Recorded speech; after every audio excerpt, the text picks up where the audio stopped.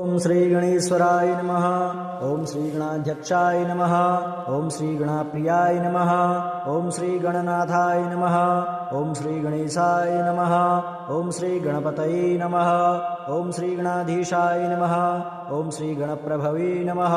ओम श्री गणस्तुताय नमः। ओम श्री गुणाप्रियाय नमः। ओम श्री गौणशरीराय नमः। ओम श्री गुणेश्वराय नमः। ओम श्री गुणप्रभवे नमः। ओम श्री गुणीगीताय नमः। ओम श्री गुणाधाशाय नमः। ओम श्री गुणाधीशाय नमः। ओम श्री गुणदात्रे नमः। ओम श्री गुणचक्रधराय नमः। ओम श्री गुणप्राणाय नमः। ओम श्री गजाय नमः। ओम श्री गजरूपधराय नमः। ओम श्री गजप्राणाय नमः। ओम श्री गजदंताय नमः। ओम श्री गानकुशलाय नमः। ओम श्री गानशीलाय नमः। ओम श्री गानबुद्धये नमः। ओम श्री गुरुगुणाय नमः। ओम श्री गुरुप्राणाय नमः। ओम श्री गुरुश्रेष्ठाय नमः। ओम श्री संसार सुखदाय नमः। ओम श्री गौरयानुप्रियाय नमः। ओम श्री गौरगुणाय नमः। ओम श्री गौरीप्रियपुत्राय नमः। ओम श्री गदाधराय नमः। ओम श्री गौरभावनाय नमः। ओम श्री गोमतीनाथाय नमः। ओम श्री गोपतये नमः। ओम श्री गोगणाधीशाय नमः। ओम श्री गोपगोपाय नमः। ओम श्री गोलोकाय नमः। ओम श्री गोत्राय नमः। ओम श्री गोत्रवृद्धिकराय नमः। ओम श्री गोत्रपतये नमः। ओम श्री ग्रंथज्ञाय नमः। ओम श्री ग्रंथप्रियाय नमः। ओम श्री ग्रहश्रेष्ठाय नमः। ओम श्री गीतकाराय नमः। ओम श्री गीतकीर्तये नमः। ओम श्री गीताश्रयाय नमः। ओम श्री गतदुखाय नमः। ओम श्री गतसकल्पाय नमः। ओम श्री गतक्रोधाय नमः। ओम श्री गयानाथाय नमः। ओम श्री गाय कवराय नमः। ओम श्री सृष्टिलिंगाय नमः। ओम श्री सर्वदेवात्मने नमः। ओम श्री गजकर्णकाय नमः। ओम श्री ज्ञानमुद्रावते नमः। ओम श्री लंबोष्ठाय नमः। ओम श्री सर्वमंगलमांगल्याय नमः। ओम श्री निरंकुशाय नमः। ओम श्री रिद्धि सिद्धि परवर्तकाय नमः। ओम श्री एकपादकृतासनाय नमः। ओम श्री ओजस्वे नमः। ओम श्री ग्रहणाय नमः। ओम श्री चराचरपतये नमः। ओम श्री दानवमोहनाय नमः। ओम श्री धनधान्यपतये नमः। ओम श्री नंदीप्रियाय नमः। ओम श्री पूर्णानंदाय नमः। ओम श्री भद्राय नमः। ओम श्री मंदगतये नमः। ओम श्री यज्ञपतये नमः। ओम श्री रसाय नमः। ओम श्री राज्यसुखप्रदाय नमः। ओम श्री लड्डुकप्रियाय नमः। ओम श्री लाभकृते नमः। ओम श्री विश्वतोमुखाय नमः। ओम श्री विश्वनेत्रे नमः। ओम श्री शंभुशक्तिगणेश्वराय नमः। ओम श्री शास्त्रे नमः। ओम श्री सर्वज्ञाय नमः। ओम श्री सौभाग्यवर्धनाय नमः। ओम श्री पुत्रपौत्रदाय नमः। ओम श्री दौर्भाग्यनाशनाय नमः। ओम श्री सर्वशक्तिभृते नमः। ओम श्री विद्याधरेभ्यो नमः। ओम श्री ज्ञान विज्ञानाय नमः। ओम श्री चतुर्थी पूजन प्रियाय नमः। ओम श्री अष्टमूर्तये नमः। ओम श्री महागणाधिपतये नमः। ओम श्री गजकर्णक नमः। ओम श्री स्थूलकुक्षी नमः। ओम श्री कंबुकोष्ठो नमः। ओम श्री लंबनाशिकाय नमः। ओम श्री पूर्णानंदाय नमः। ओम श्री त्रिवर्गफलदाय नमः। ओम श्री देवदेवस्याय नमः। ओम श्री महामना नमः। ओम श्री सर्वनेत्राधिवासो नमः। ओम श्री बृहद्भुजः नमः। ओम श्री लंबोष्ठो नमः। ओम श्री महाकाय नमः। ओम श्री अष्टप्रकृतिकारणाय नमः। ओम श्री विद्याप्रदाय नमः। ओम श्री विजयप्रदाय नमः। ओम श्री पुत्रपौत्रदाय नमः। ओम श्री रक्षो रक्षाकराय नमः। ओम श्री गणेश्वराय नमः। ओम श्री गणाध्यक्षाय नमः। ओम श्री गणाप्रियाय नमः। ओम श्री गणनाथाय नमः। ओम श्री गणेशाय नमः। ओम श्री गणपतये नमः। ओम श्री गणाधीशाय नमः। ओम श्री गणप्रभवे नमः। ओम श्री गणस्तुताय नमः। ओम श्री गुणाप्रियाय नमः। ओम श्री गौणशरीराय नमः। ओम श्री गुणेश्वराय नमः। ओम श्री गुणप्रभवे नमः। ओम श्री गुणीगीताय नमः। ओम श्री गुणाधाशाय नमः। ओम श्री गुणाधीशाय नमः। ओम श्री गुणदात्रे नमः। ओम श्री गुणचक्रधराय नमः। ओम श्री गुणप्राणाय नमः। ओम श्री गजाय नमः। ओम श्री गजरूपधराय नमः। ओम श्री गजप्राणाय नमः। ओम श्री गजदन्ताय नमः। ओम श्री गानकुशलाय नमः। ओम श्री गानशीलाय नमः। ओम श्री गानबुद्धये नमः। ओम श्री गुरुगुणाय नमः। ओम श्री गुरुप्राणाय नमः। ओम श्री गुरुश्रेष्ठाय नमः। ओम श्री संसार सुखदाय नमः। ओम श्री गौरयानुप्रियाय नमः। ओम श्री गौरगुणाय नमः। ओम श्री गौरीप्रियपुत्राय नमः। ओम श्री गदाधराय नमः। ओम श्री गौरभावनाय नमः। ओम श्री गोमतीनाथाय नमः। ओम श्री गोपतये नमः। ओम श्री गोगणाधीशाय नमः। ओम श्री गोपगोपाय नमः। ओम श्री गोलोकाय नमः। ओम श्री गोत्राय नमः। ओम श्री गोत्रवृद्धिकराय नमः। ओम श्री गोत्रपतये नमः। ओम श्री ग्रंथज्ञाय नमः। ओम श्री ग्रंथप्रियाय नमः। ओम श्री ग्रहश्रेष्ठाय नमः। ओम श्री गीतकाराय नमः। ओम श्री गीतकीर्तये नमः। ओम श्री गीताश्रयाय नमः। ओम श्री गतदुखाय नमः। ओम श्री गतसकल्पाय नमः। ओम श्री गतक्रोधाय नमः। ओम श्री गयानाथाय नमः। ओम श्री गायकवराय नमः। ओम श्री सृष्टिलिंगाय नमः। ओम श्री सर्वदेवात्मने नमः। ओम श्री गजकर्णकाय नमः। ओम श्री ज्ञानमुद्रावते नमः। ओम श्री लंबोष्ठाय नमः। ओम श्री सर्वमंगलमांगल्याय नमः। ओम श्री निरंकुशाय नमः। ओम श्री रिद्धि सिद्धि परवर्तकाय नमः। ओम श्री एकपादकृतासनाय नमः। ओम श्री ओजस्वे नमः। ओम श्री ग्रहणाय नमः। ओम श्री चराचरपतये नमः। ओम श्री दानवमोहनाय नमः। ओम श्री धनधान्यपतये नमः। ओम श्री नंदीप्रियाय नमः। ओम श्री पूर्णानंदाय नमः। ओम श्री भद्राय नमः। ओम श्री मंदगतये नमः। ओम श्री यज्ञपतये नमः। ओम श्री रसाय नमः। ओम श्री राज्यसुखप्रदाय नमः। ओम श्री लड्डुकप्रियाय नमः। ओम श्री लाभकृते नमः। ओम श्री विश्वतोमुखाय नमः। ओम श्री विश्वनेत्रे नमः।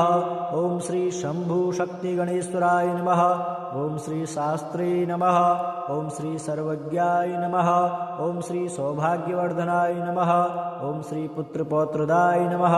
ओम श्री दौर्भाग्यनाशनाय नमः। ओम श्री सर्वशक्तिभृते नमः। ओम श्री विद्याधरेभ्यो नमः। ओम श्री ज्ञानविज्ञानाय नमः। ओम श्री चतुर्थी पूजनप्रियाय नमः। ओम श्री अष्टमूर्तये नमः। ओम श्री महागणाधिपतये नमः। ओम श्री गजकर्णक नमः। ओम श्री स्थूलकुक्षी नमः। ओम श्री कम्बुकोष्ठो नमः। ओम श्री लंबनाशिकाय नमः। ओम श्री पूर्णानंदाय नमः। ओम श्री त्रिवर्गफलदाय नमः। ओम श्री देवदेवस्याय नमः। ओम श्री महामना नमः।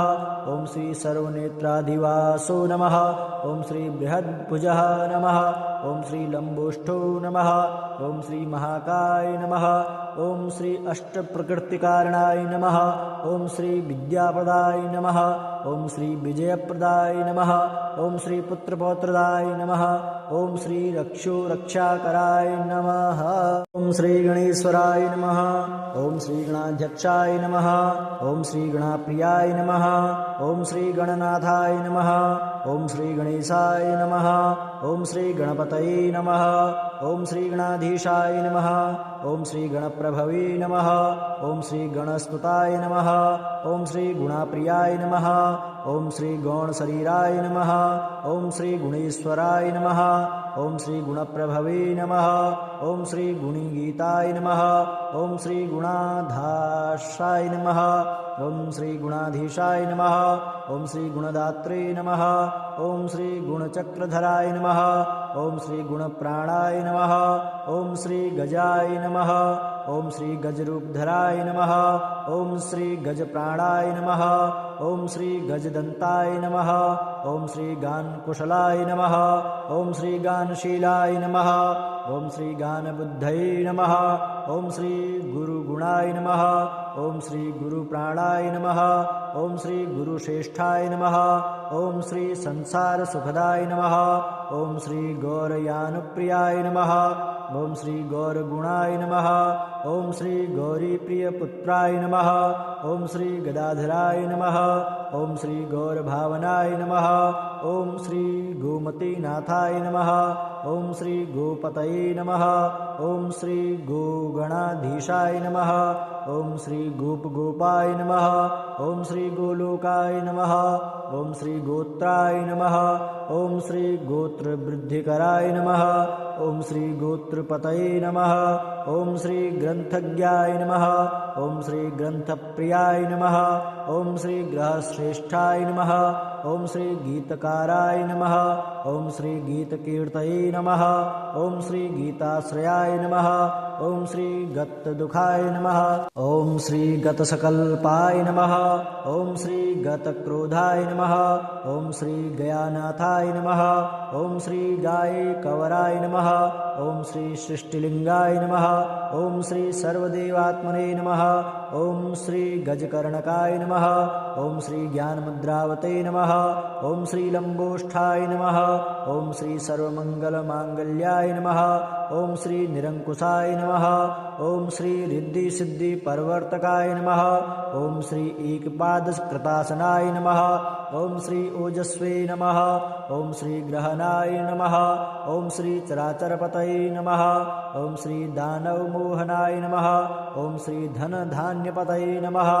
ॐ श्री नन्दीप्रियाय नमः ॐ श्री पूर्णानन्दाय नमः ॐ श्री भद्राय नमः ॐ श्री मन्दगतये नमः ॐ श्री यज्ञपतये नमः ॐ श्री रसाय नमः ॐ श्री राज्यसुखप्रदाय नमः ॐ श्री लड्डुकप्रियाय नमः ॐ श्री लाभकृते नमः ॐ श्री विश्वतोमुखाय नमः ॐ श्री विश्वनेत्रे नमः ॐ श्री शम्भुशक्तिगणेश्वराय नमः ॐ श्री शास्त्रे नमः ॐ श्री सर्वज्ञाय नमः ॐ श्री सौभाग्यवर्धनाय नमः ॐ श्री पुत्रपौत्रदाय नमः ॐ श्री दौर्भाग्यनाशनाय नमः ॐ श्री सर्वशक्तिभृते नमः ॐ श्री विद्याधरेभ्यो नमः ॐ श्री ज्ञानविज्ञानाय नमः ॐ श्री चतुर्थी पूजनप्रियाय नमः ॐ श्री अष्टमूर्तये नमः ॐ श्री महागणाधिपतये नमः ॐ श्री गजकर्णक नमः ॐ श्री स्थूलकुक्षी नमः ॐ श्री कम्बुकोष्ठो नमः ॐ श्री लम्बनाशिकाय नमः ॐ श्री पूर्णानन्दाय नमः ॐ श्री त्रिवर्गफलदाय नमः ॐ श्री देवदेवस्याय नमः ॐ श्री महामना नमः ॐ श्री सर्वनेत्राधिवासो नमः ॐ श्री बृहद्भुजः नमः ॐ श्री लम्बोष्ठो नमः ॐ श्री महाकाय नमः ॐ श्री अष्टप्रकृतिकारणाय नमः ॐ श्री विद्याप्रदाय नमः ॐ श्री विजयप्रदाय नमः ॐ श्री पुत्रपौत्रदाय नमः ॐ श्री रक्षाकराय नमः ॐ श्री गणेश्वराय नमः ॐ श्री गणाध्यक्षाय नमः ॐ श्री गणाप्रियाय नमः ॐ श्री गणनाथाय नमः ॐ श्री गणेशाय नमः ॐ श्री गणपतये नमः ॐ श्री गणाधीशाय नमः ॐ श्री गणप्रभवे नमः ॐ श्री गणस्तुताय नमः ॐ श्री गुणाप्रियाय नमः ॐ श्री गौणशरीराय नमः ॐ श्री गुणेश्वराय नमः ॐ श्री गुणप्रभवे नमः ॐ श्री गुणिगीताय नमः ॐ श्री गुणाधाशाय नमः ॐ श्री गुणाधीशाय नमः ॐ श्री गुणदात्रे नमः ॐ श्री गुणचक्रधराय नमः ॐ श्री गुणप्राणाय नमः ॐ श्री गजाय नमः ॐ श्री गजरूपधराय नमः ॐ श्री गजप्राणाय नमः ॐ श्री गजदन्ताय नमः ॐ श्री गानकुशलाय नमः ॐ श्री गानशीलाय नमः ॐ श्री गानबुद्धये नमः ॐ श्री गुरुगुणाय नमः ॐ श्री गुरुप्राणाय नमः ॐ श्री गुरुश्रेष्ठाय नमः ॐ श्री संसारसुखदाय नमः ॐ श्री गौरयानुप्रियाय नमः ॐ श्री गौरगुणाय नमः ॐ श्री गौरीप्रियपुत्राय नमः ॐ श्री गदाधराय नमः ॐ श्री गौरभावनाय नमः ॐ श्री गोमतीनाथाय नमः ॐ श्री गोपतये नमः ॐ श्री गोगणाधीशाय नमः ॐ श्री गोपगोपाय नमः ॐ श्री गोलोकाय नमः ॐ श्री गोत्राय नमः ॐ श्री गोत्रवृद्धिकराय नमः ॐ श्री गोत्रपतये नमः ॐ श्री ग्रन्थज्ञाय नमः ॐ श्री ग्रन्थप्रियाय नमः ॐ श्री ग्रहश्रेष्ठाय नमः ॐ श्री गीतकाराय नमः ॐ श्री गीतकीर्तये नमः ॐ श्री गीताश्रयाय नमः ॐ श्री गतदुःखाय नमः ॐ श्री गतसकल्पाय नमः ॐ श्री गतक्रोधाय नमः ॐ श्री गयानाथाय नमः ॐ श्री गायकवराय नमः ॐ श्री सृष्टिलिङ्गाय नमः ॐ श्री सर्वदेवात्मने नमः ॐ श्री गजकर्णकाय नमः ॐ श्री ज्ञानमुद्रावते नमः ॐ श्री लम्बोष्ठाय नमः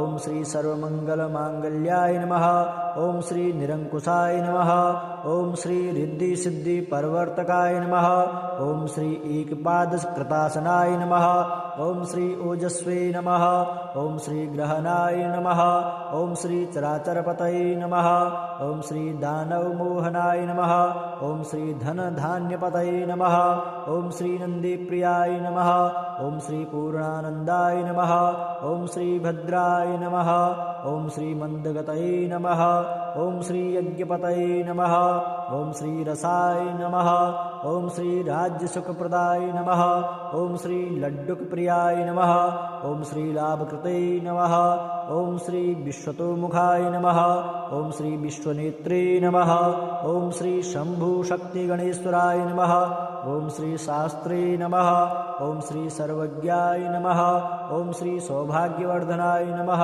ॐ श्री पुत्रपौत्रदाय नमः ॐ श्री दौर्भाग्यनाशनाय नमः ॐ श्री सर्वशक्तिभृते नमः ॐ श्री विद्याधरेभ्यो नमः ॐ श्री ज्ञानविज्ञानाय नमः ॐ श्री चतुर्थी पूजनप्रियाय नमः ॐ श्री अष्टमूर्तये नमः ॐ श्री महागणाधिपतये नमः ॐ श्री गजकर्णक नमः ॐ श्री स्थूलकुक्षी नमः ॐ श्री कम्बुकोष्ठो नमः ॐ श्री लम्बनाशिकाय नमः ॐ श्री पूर्णानन्दाय नमः ॐ श्री त्रिवर्गफलदाय नमः ॐ श्री देवदेवस्याय नमः ॐ श्री महामना नमः ॐ श्री सर्वनेत्राधिवासो नमः ॐ श्री बृहद्भुजः नमः ॐ श्री लम्बोष्ठो नमः ॐ श्री महाकाय नमः ॐ श्री अष्टप्रकृतिकारणाय नमः ॐ श्री विद्याप्रदाय नमः ॐ श्री विजयप्रदाय नमः ॐ श्री पुत्रपौत्रदाय नमः ॐ श्री रक्षोरक्षाकराय नमः।